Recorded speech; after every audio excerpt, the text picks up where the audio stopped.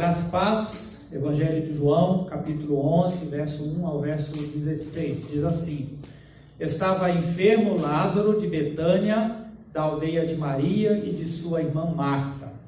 Esta Maria, cujo irmão Lázaro estava enfermo, era a mesma que ungiu com bálsamo o Senhor e lhe enxugou os pés com os seus cabelos.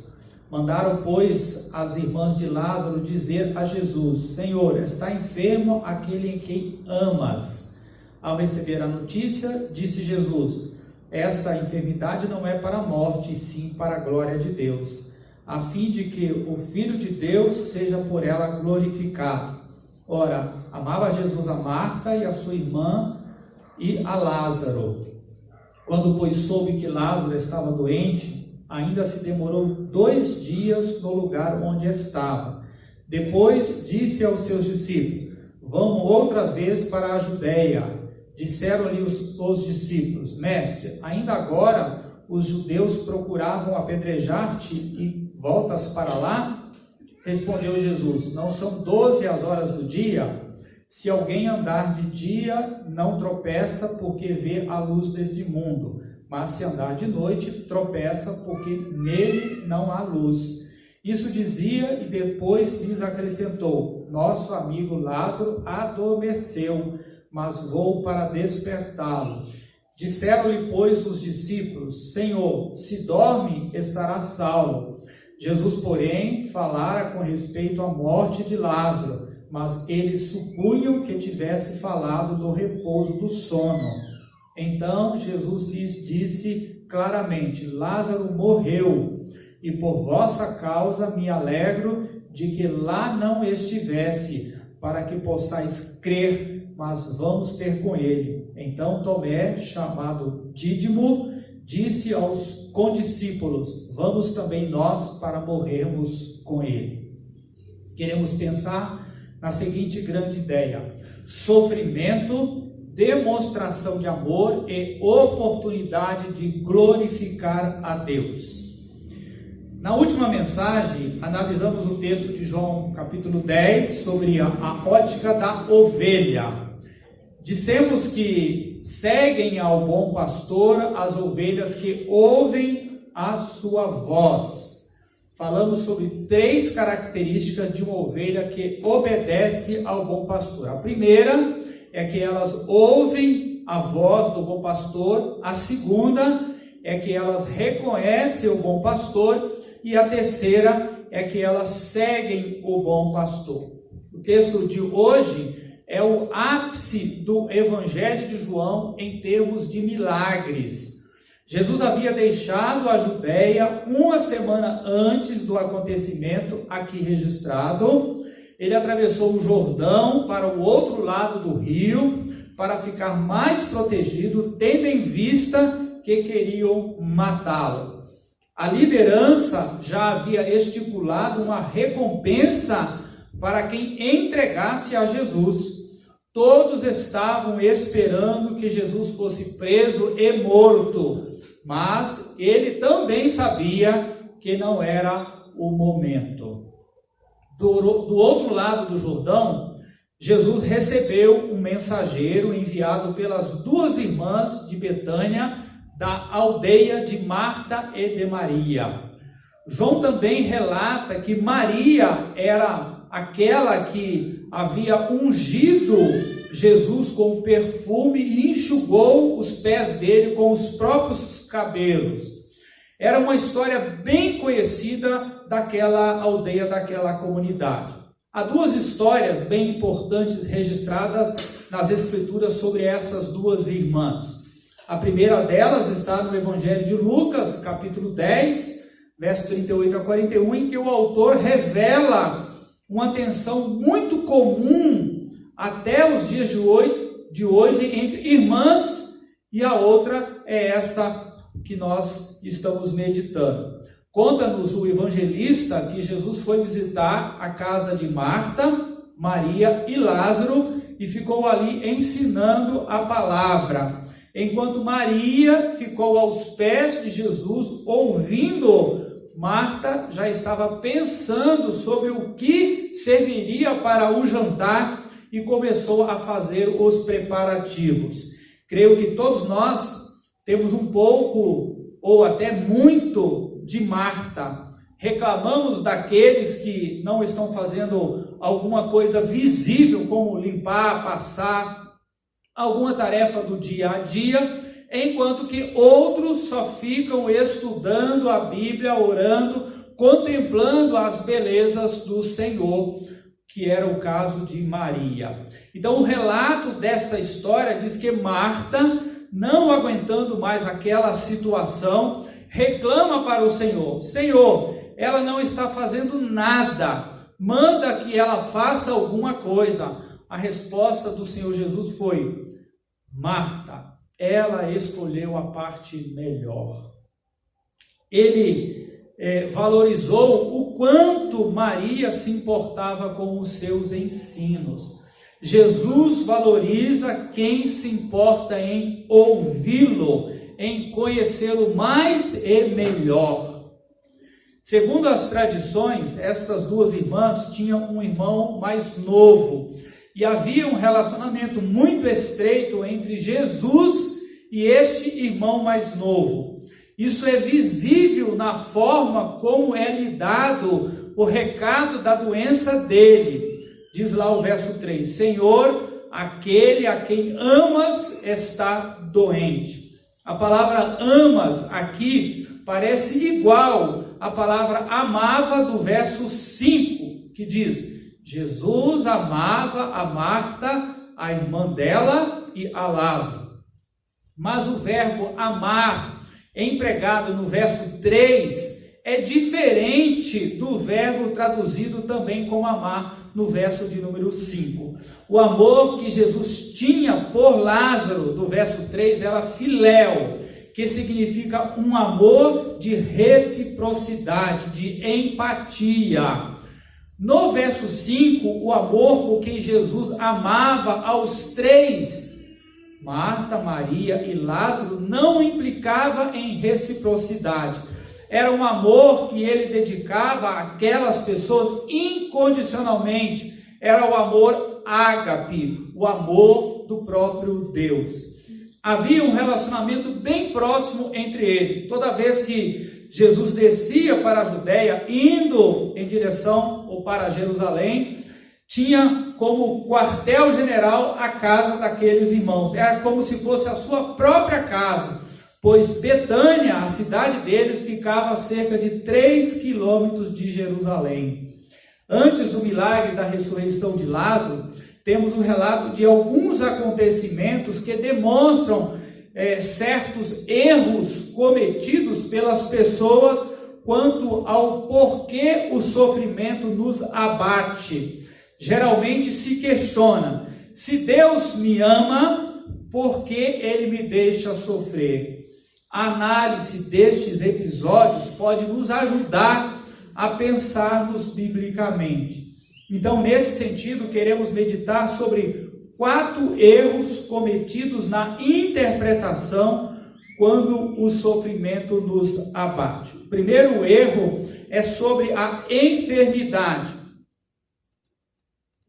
É certo pelo que lemos no texto que Jesus amava a Lázaro, a Maria e a Marta, mas deixou-os passar por certas experiências, como geralmente acontece com todos nós. Por não vermos claramente essa maneira de Jesus agir quando sofremos, às vezes não entendemos, irmãos, que Deus está agindo no meio de nossas dificuldades. Para alguns, a doença é vista como uma maldição. Se não houvesse acontecido a queda do homem lá no Éden, não teríamos problemas com enfermidades, com doenças, muito menos com qualquer tipo de sofrimento. Então é muito ruim quando as pessoas não enxergam que a doença pode fazer parte do plano de Deus para as suas vidas. Quando não admitem essa possibilidade, elas começam a lançar mão de outros subterfúgios. Quando Jesus ouviu a mensagem de que seu amigo estava doente, reage com tranquilidade. Ele diz no verso 4: essa doença não acabará em morte, é para a glória de Deus, para que o Filho de Deus seja glorificado. Eu não tenho dúvidas de que há doenças fruto direto de pecados. Se você desrespeita conceitos básicos das Escrituras sobre determinado assunto que Deus diz para não fazer e você faz, poderá ficar doente e estará cometendo pecado. Mas não foi esse o caso do amigo de Jesus chamado Lázaro, pois ele morreu e Jesus disse claramente: essa é uma oportunidade de glorificar a Deus. A doença não é uma oportunidade de glorificar a Deus apenas quando ele cura a pessoa doente. Caso não acontecesse dessa forma, ninguém morreria, nenhum crente morreria, e nós seremos premiados com a morte para que venhamos a estar na presença do Senhor. Há, porém, casos diferentes. Confira o que o salmista disse lá no Salmo 41. O Senhor o assiste no leito da enfermidade, na doença. Tu lhe afofas a cama. O interessante nesse texto é que o salmista não afirma que Deus curará o enfermo ou tirará ele da cama, mas que cuidaria dele, fazendo-lhe a cama mais macia, mais fofa. Ou seja, o enfermo continuaria doente. Quando Paulo escreveu a Timóteo, ele fez recomendações quanto aos cuidados físicos para proteger a sua saúde. Observe o texto lá de Timóteo 5. Não continues a beber somente água. Usa um pouco de vinho por causa do teu estômago e das tuas frequentes enfermidades. Timóteo viveu com Paulo por muitos anos, acompanhando no seu ministério, sendo seu discípulo. E não foi difícil para o apóstolo Paulo perceber que ele tinha uma saúde muito frágil. No ministério em Éfeso, a enfermidade não deixou de acompanhá-lo. No entanto, Paulo não ordenou a Timóteo que repreendesse sua doença, como a gente vê aí de forma muito comum até no nosso meio, ou que ele tinha que crer que a doença já estava repreendida, mas que ele tomasse um tipo de remédio, que no caso era um pouco de vinho com água. Vejam bem, essa não é uma base bíblica para concluirmos que devemos tomar vinho com água. A Bíblia não diz que não podemos tomar vinho, mas também não temos base bíblica para afirmar que todos podemos beber vinho. Isso vai depender, irmãos, de uma série de fatores: escolha pessoal, organismo de cada um, testemunho, saúde, que era o caso de Timóteo, equilíbrio, e há um monte de etcéteras que a gente poderia até pensar em relação a esse tema. Se você tiver dúvida quanto isso, procure o seu pastor. No caso de Paulo e no caso de Timóteo, a doença não foi tirada. Deus não tem, irmãos, o compromisso de que não tenhamos doença. Ele pode tirar a doença e glorificar o seu nome, mas também pode glorificar seu nome através da sua doença. Não precisamos ser curados para glorificar o nome do Senhor. Ficar doente não significa que estamos fora da vontade de Deus, ou sofrendo seu juízo por falta de fé, ou por um pecado cometido. Deus pode ter glória através da cura ou através da doença. Estar doente não significa necessariamente estar fora do amor de Deus. Pelo contrário, na doença precisamos ainda mais do amor do nosso Deus. Estamos falando sobre 4 erros cometidos na interpretação quando o sofrimento nos abate. O segundo erro é sobre o kairós de Deus. Vocês sabem, eu já falei sobre isso aqui, que Kairos é o tempo de Deus, não o do relógio, que é o Cronos. Quando nós estamos doentes, esperamos por uma ação rápida de Deus. Quando sofremos um acidente, queremos ser atendidos imediatamente. Entretanto, não é isso o que vemos no caso de Lázaro. Verso 6 vai falar que quando ouviu falar de Lázaro, que Lázaro estava doente, Jesus ficou onde estava ainda mais 2 dias. Por que isso? Do lugar onde Jesus estava para Betânia, era mais ou menos 1 dia de viagem. E naquela época não tinha carro, como nós temos hoje, não tinha trem, muito menos avião, para poder chegar rápido ao destino. Então, enquanto o mensageiro saiu de Betânia e chegou onde Jesus estava, Lázaro morreu. Jesus esperou 2 dias, depois voltou para Betânia por 1 dia de viagem e encontrou Lázaro morto havia 4 dias. Jesus já sabia que Lázaro estava morto, afinal de contas, ele é Deus. Suas amigas, Marta e Maria, estavam sofrendo a perda de seu irmão. E mesmo sabendo disso, Jesus deliberadamente ficou onde estava por mais 2 dias. Imagine que alguém querido seu fique doente, você manda chamar o médico e ele responde: daqui a 2 dias eu irei ver a sua pessoa querida aí. Qual seria a sua reação, meu irmão? Sai armando o maior barraco? Espera pacientemente, confia em Deus? Ora, qual é a sua reação? Por que será que quando estamos enfrentando uma dificuldade, pedimos para Deus uma saída, mas parece que a resposta não vem? Clamamos: Senhor, por favor, atenda a minha oração. Imploramos, irmão, mas parece que o silêncio de Deus persiste. Parece que Deus está indiferente ao nosso sofrimento. Observe o que diz o verso anterior ao que diz que Jesus ficou no lugar onde estava por mais 2 dias, que é o verso 6. Jesus amava a Marta, a irmã dela, e a Lázaro. Verso 5.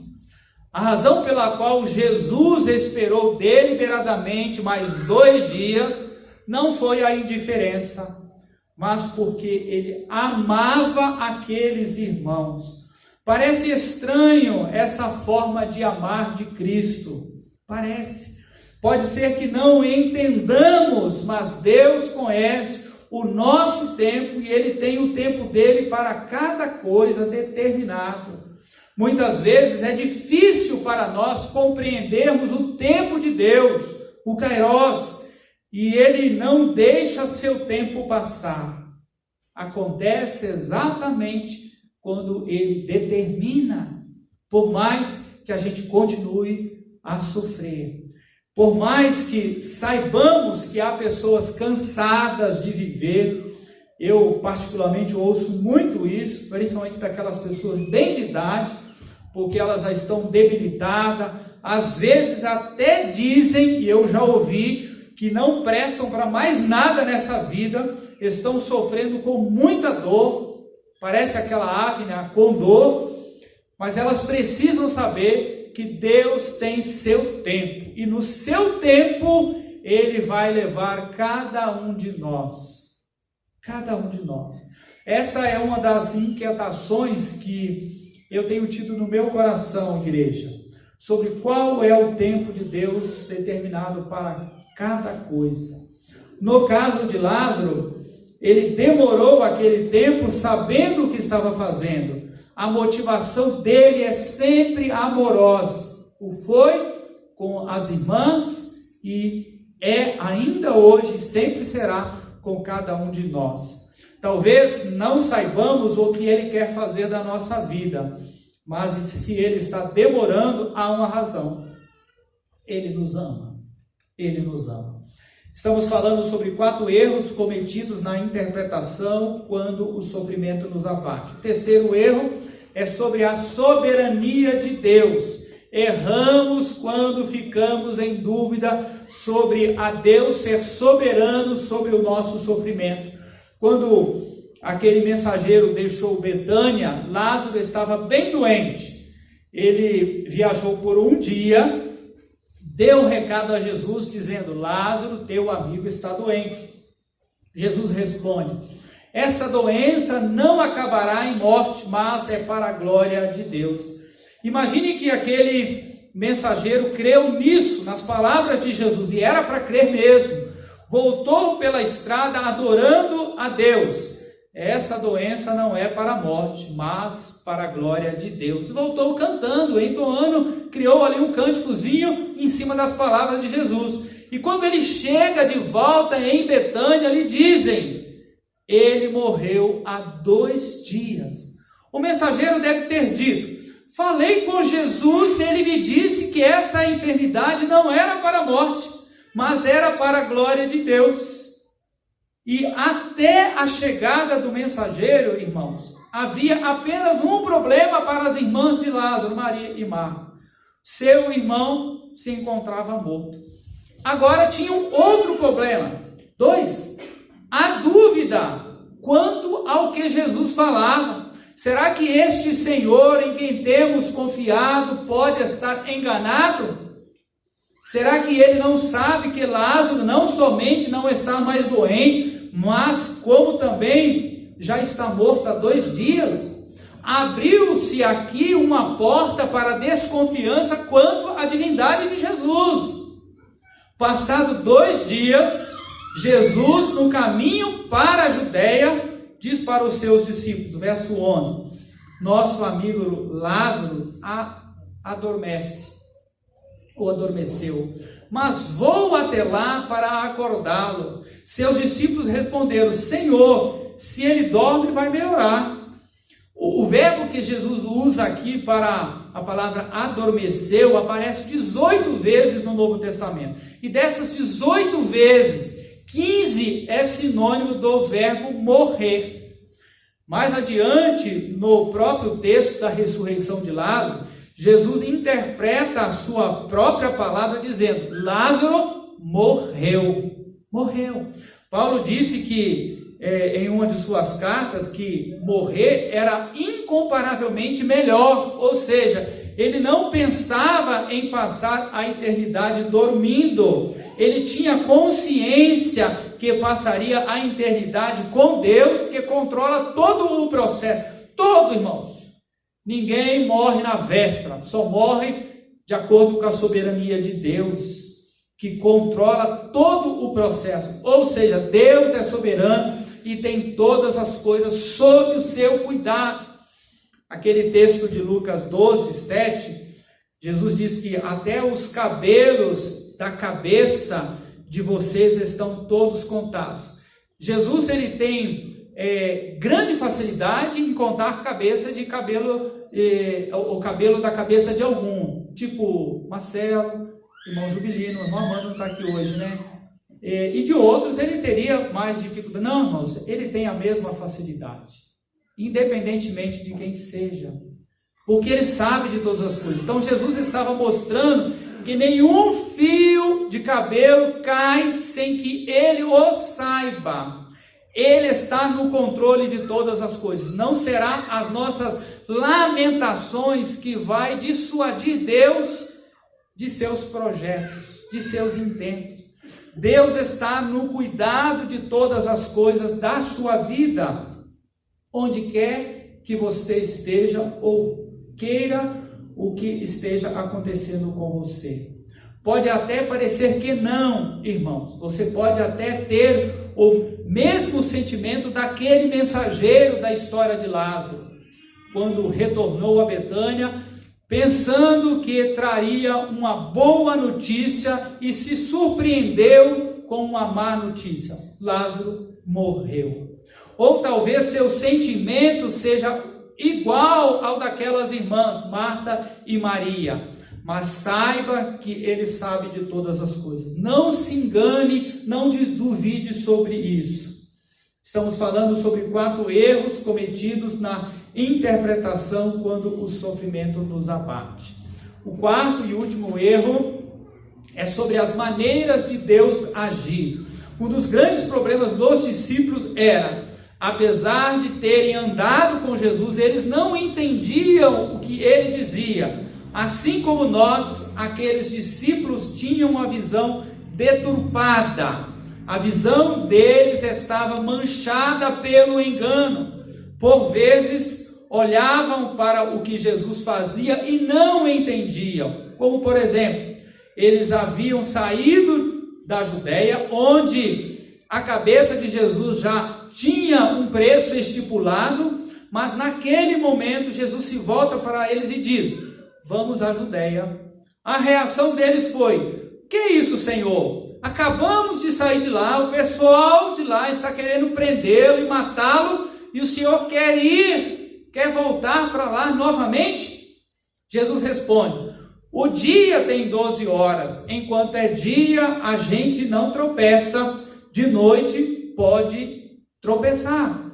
O que ele queria dizer com essas palavras era o seguinte: eu sei o que vou fazer, eu tenho a luz de Deus, eu estou em plena comunhão com o Senhor, Ele está me guiando para o que eu tenho de fazer, mesmo que vocês não entendam. Então ele tinha tudo em seu conhecimento, sabia que não seria morto naquela ocasião, ele sabia que ele era, ou que é, o Cordeiro de Deus, e que ele seria morto somente na Páscoa, pagando os pecados de todos que se rendem a ele. Os discípulos é que não sabiam disso. Então, diante dessa decisão, se levanta Tomé, o Dídimo, que significa gêmeo, num ato de, talvez até uma lealdade a Jesus, e reage: vamos também para morrermos com ele. A compreensão de Tomé tinha... a compreensão que ele tinha do que Jesus estava fazendo era: não é só Lázaro que vai morrer, é a gente também. Esse era o sentimento enganoso de Tomé, de que Jesus os estava colocando num barco furado, numa fria. Jesus tinha convicção de que Deus estava no controle até nas formas de fazer. Ele sabia a vontade do Pai. Veja como Paulo interpreta essa convicção de Jesus lá em Romanos 8. Sabemos que Deus age em todas as coisas para o bem daqueles que o amam, dos que foram chamados de acordo com o seu propósito. Paulo e Jesus tinham a consciência de que Deus está no controle de todas as coisas. Eu posso não entender, eu posso não gostar do que Deus tem me sujeitado, mas saiba, Deus age assim com as pessoas que Ele ama. Eu, particularmente, tenho certeza de que Deus ama muito o Marcos e a Cristiane. Ele não nos trata conforme a nossa iniquidade, mas segundo a sua misericórdia. Às vezes nos é difícil entender certas coisas que Deus age, que Deus manda, que Deus faz. É natural até, nossa ótica é uma ótica limitada pelo tempo, pela matéria e até mesmo pela ignorância, a falta de conhecimento. Então, nosso Deus tem a sua ótica. O texto de Isaías 55 diz: porque os meus pensamentos não são os vossos pensamentos, nem os vossos caminhos, os meus caminhos, diz o Senhor, porque assim como os céus são mais altos do que a terra, assim são os meus caminhos mais altos do que os vossos caminhos, e os meus pensamentos mais altos do que os vossos pensamentos. Então, nossos caminhos e pensamentos são diferentes dos do Senhor. Posso ter dificuldade em ver e perceber como Deus está trabalhando, mas saiba que é porque você está olhando de baixo e Ele olha do alto. Você pensa com a mentalidade de baixo, Ele tem a mentalidade de cima. Ele tem uma visão superior e uma compreensão do todo do panorama da sua vida. No início eu citei a grande ideia dizendo que o sofrimento é uma demonstração de amor e é também uma oportunidade de glorificar a Deus. Por quê? Porque na visão de Deus, tudo sempre está de acordo com o plano soberano dele.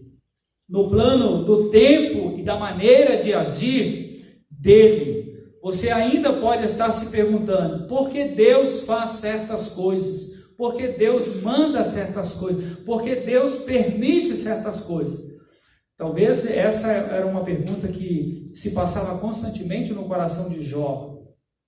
Verso 15 diz: por vossa causa me alegro de que lá não estivesse para possais crer, mas vamos ter com ele. Jesus estava dizendo que por causa dos discípulos, e certamente isso incluía outras pessoas, ele estava contente, alegre pelo que estava acontecendo. Jesus estava contente porque nas circunstâncias que ele permitiu acontecer, ele oferecia também a oportunidade de que as pessoas experimentassem e provassem dele.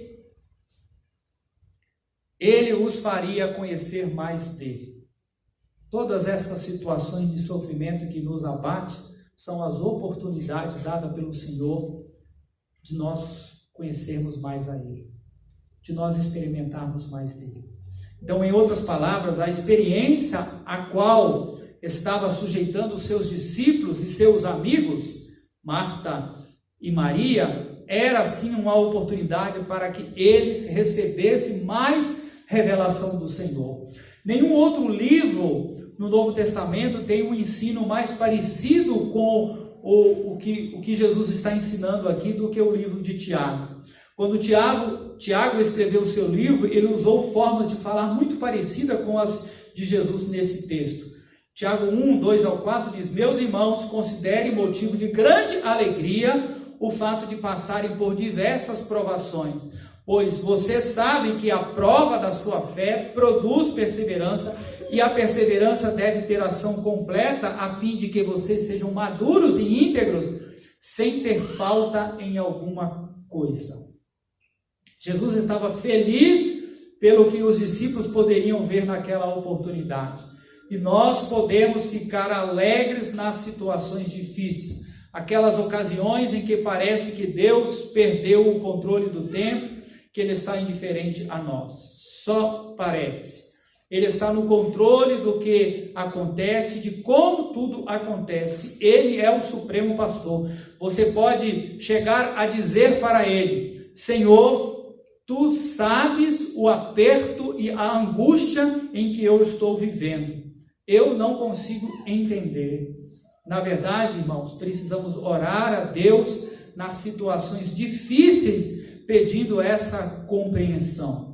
Ore ao Senhor dizendo: Senhor, não entendo o que está acontecendo, mas dá-me compreensão deste quadro, por favor, Deus. O que nós podemos fazer? Hebreus 13, 15 diz: por meio de Jesus, portanto, ofereçamos continuamente a Deus um sacrifício de louvor, que é fruto de lábios que confessam ao seu nome. Normalmente consideramos o louvor como uma expressão de gratidão diante de a apreciação que damos a Deus por coisas que Ele nos faz. O que é um sacrifício de louvor? Talvez signifique identificar situações que não gostamos de passar, mas louvamos o Senhor mesmo assim. Senhor, essa enfermidade que estou passando me deixa ansioso, mas eu confio que Tu és soberano, que me amas, e por isso quero Te louvar. Não podemos mudar a Deus, nem a Sua maneira de agir, mas podemos desfrutar do Seu amor em situações ruins. Talvez você não tenha agora uma expressão tão voluntária para agradecer por uma dificuldade que esteja passando. Mas tente fazer isso pensando que Deus é Senhor de todas as coisas. Se Deus tem lhe dado essa compreensão espiritual, Deus seja louvado através da sua vida. Se não, busque essa compreensão e verá a glória de Deus. Que Deus nos abençoe por sabermos que Deus nos ama e glorificamos a Ele diante do sofrimento. Amém.